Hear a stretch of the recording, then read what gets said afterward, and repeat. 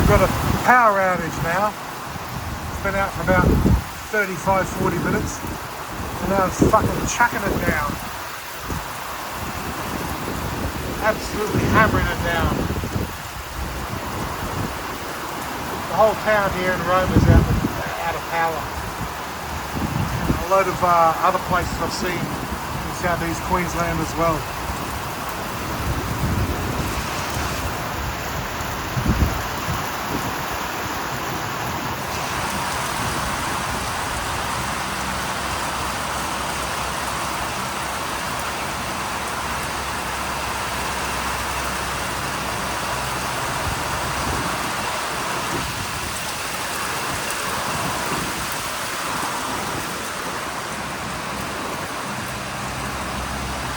Well, at least the temperature's dropped to about 20 degrees.